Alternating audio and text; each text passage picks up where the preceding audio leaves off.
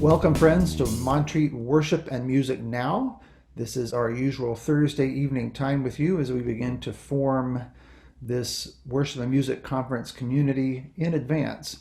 You may already know that major changes have happened to the music conference, just as they have happened in all our lives these days. And if you were at our town hall this past Friday, you heard a lot about some of the new things that are going to be happening as we have moved the conference completely online.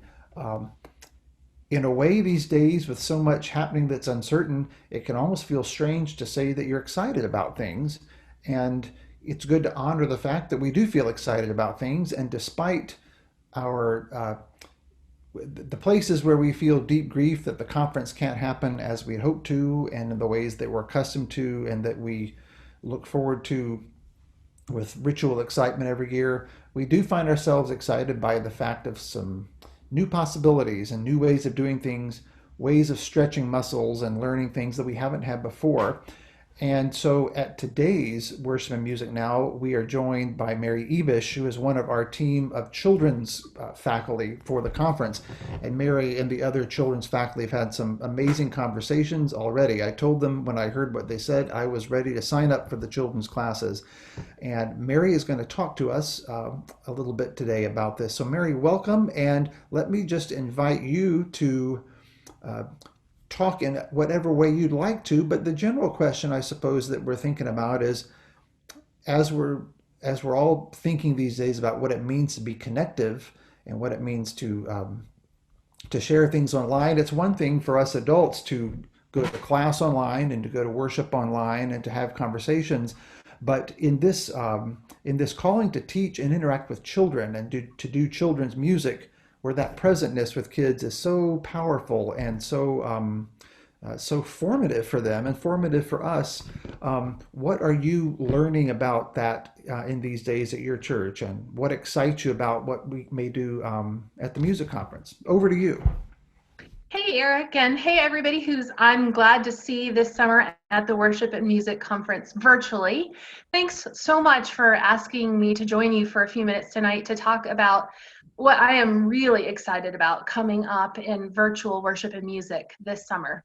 So I'm just going to talk for a few minutes on a few different levels about how I have and am and will be participating in this conference. I have attended the Worship and Music Conference with our congregation, which is Second Presbyterian Church in Little Rock, Arkansas, for the last 20 years. So we are very committed to Presbyterian Association of Musicians and to the Worship and Music Conference. And our congregation is really excited about attending this virtual conference this summer and having the opportunity to come together in a new and different way, which is a really relevant way for what we are doing in our home congregation right now, which is all virtual and online worship, rehearsals, Bible studies, and gatherings of any kind. So Pam from Second Presbyterian Church, Little Rock, thank you for making this conference happen, and thank you for making it happen in a way that's really relevant to what's happening in many, I would dare say most of our congregations right now. As a clinician, I am excited to bring to this worship and music conference some of the things that I have been doing this last several months with my children's choir and my handbell ringers at Second Pres here in Little Rock. So we are going to be doing corporate music making, and I know that means lots of things, but for us that means making music together virtually in a Zoom room. Some of this music and some of these things that we'll be doing together in children's music daily will be things that congregations can pick up and use in their own congregations at home and with their own children's programs. And even better, these are things that could be intergenerational in nature. And so it will transfer not just to what our children will be doing daily at the Worship and Music Conference for Presbyterian Association of Musicians this summer, but what we'll all be doing with our congregations through the summer and maybe even into the fall as we're learning how to worship and make music together in new and virtual ways. So we'll be doing rhythmical exercises. We'll be doing a drum circle. We'll be doing some singing and corporate music making with handbells, hand chimes, and even handbell phone apps on smartphones. There's lots of really creative out-of-the-box ways to make music happen in community with each other on Zoom, it just really means that we have to think about the music that we're making very differently than what we would be doing if we were sitting side by side in our rehearsal spaces, in our pews, or in our choir lofts.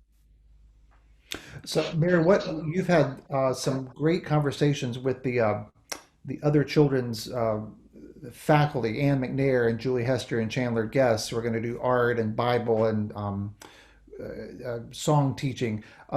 What can you tell us about the you even have a you all even have a great name for the whole children's track and just all kinds of unified energy. Anything you want to share with us about that? Well, I know you want to share our great name. I should give you the privilege and honor of saying it Well, first. the great name, I am loving it. I think it is the Kids Cloud Crowd, right? Yes, that's great. So it's kids because we are the children's people and we're thrilled to be doing this with the children this summer. It's cloud because our theme for the conference is the cloud of witnesses, the great cloud of witnesses. But really, as we're all meeting virtually, we're meeting in the cloud. So we are the cloud crowd for lots of different reasons because we are a part of the great cloud of witnesses, but also because this is absolutely a virtual thing.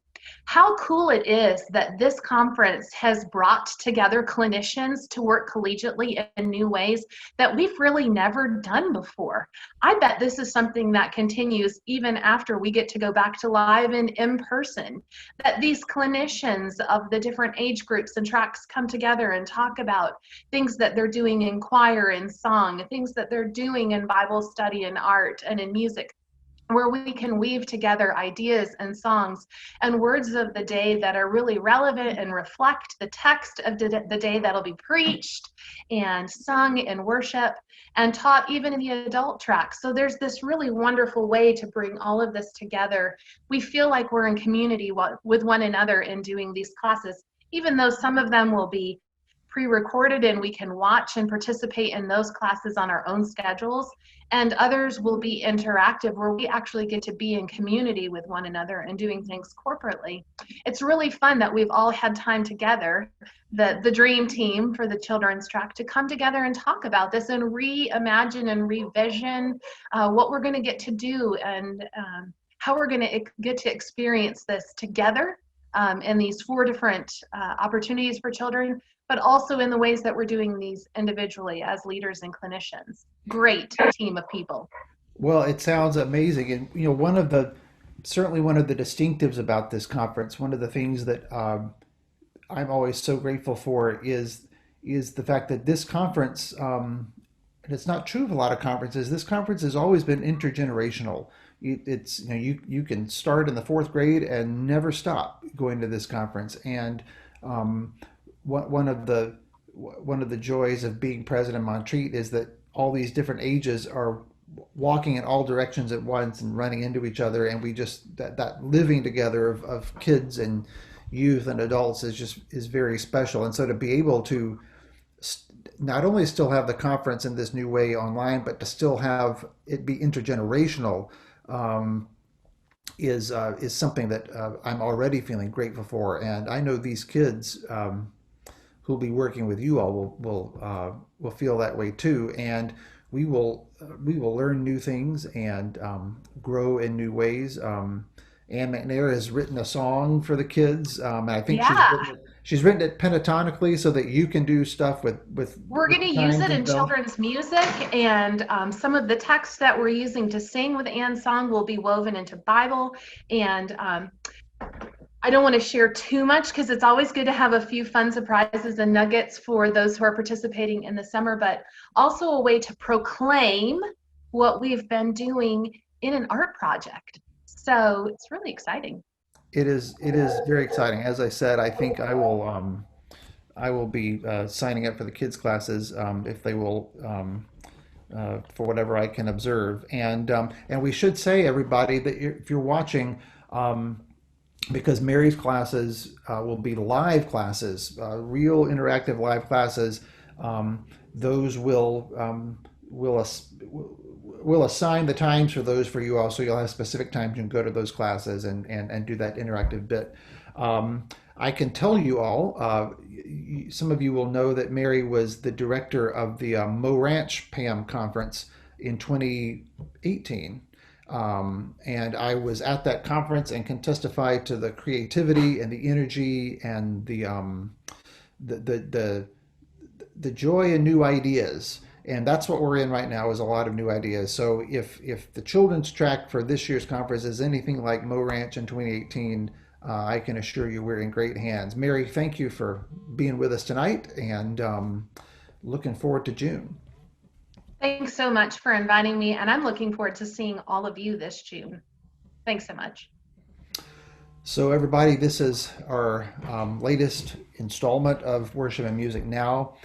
Just a couple of reminders: for any information you wish about the conference, you can go to the PAM website, presbymusic.org, and just click on Worship and Music, and it'll take you to the schedule, to the faculty, to registrations. There you can find answers to questions. If you had already registered for the conference before we made this shift, you have options of how you can donate the registration difference to PAM, or carry the difference forward to your next year's registration. Anything you are able to do in that regard helps PAM, which is your organization, all of our organization. But any conference information you need is on the website, just presbymusic.org, and click on Worship and Music. Also, you'll find information, and you should be getting emailed information about our town hall tomorrow, on Friday, 2 o'clock Eastern, and we'll answer some more questions about details of the conference, follow-ups from last week. One of the wonderful things at last week's town hall was that so many of you had questions, and a spirit of commitment to this, and so it's been we've been reminded what a group of witnesses PAM really is. So stay tuned for that, tomorrow's town hall, and check the website. And if you have questions that the website can't answer, let us know on the planning team or at the PAM office. Thank you so much, and have a great evening, and we will see you soon. Good night.